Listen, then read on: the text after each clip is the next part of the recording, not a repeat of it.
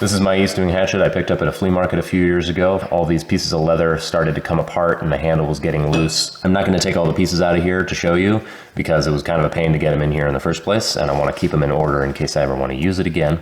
But here's what they all look like pretty much. This is the bottom one here.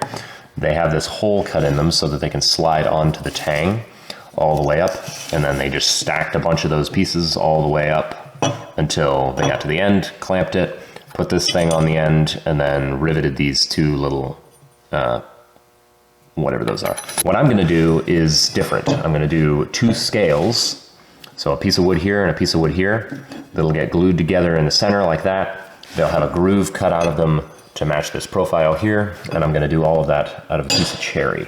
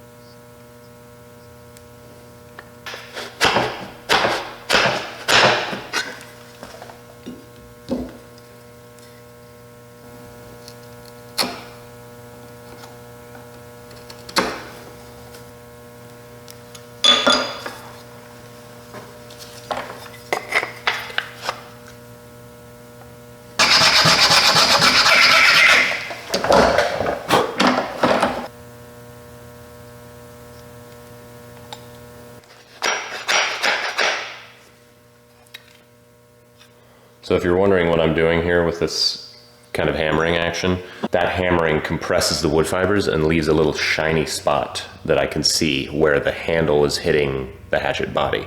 So that allows me to take off material only where I need to and not everywhere else. Because if I took material off everywhere to try to get this to fit up against there, I'd end up with weird gaps here and there and stuff like that. So with this, I can see that shiny spot, take a little off there, and then check it, and that gets me a nice tight fit up against the handle with no gaps.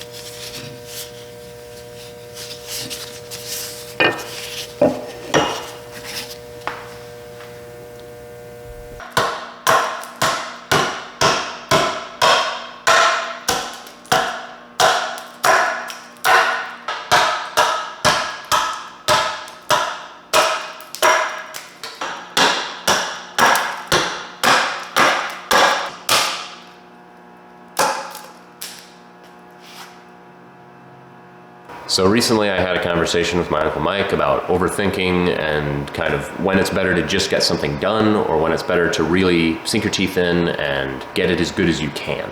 So when I went to design the handle for this hatchet, I sat down for like 2 or 3 hours thinking of all of these different wood combinations and color combinations and inlays and carvings I could do on this handle.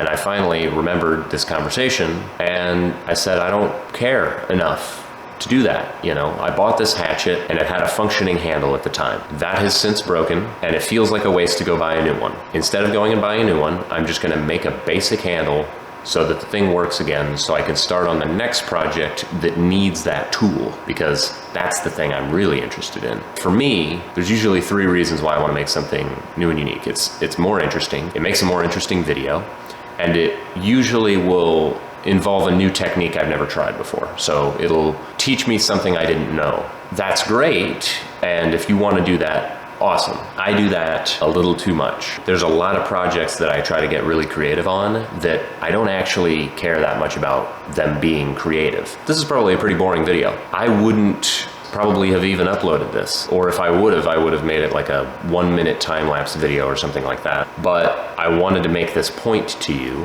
that sometimes it's better to just get the thing done, and sometimes it's better to push the boundaries of what you can do and try a new technique and all of these things. But if you look at painters, they do still lifes and they copy other artists' work, and that stuff doesn't go out into the world in most cases, but they still do it because everybody needs that practice.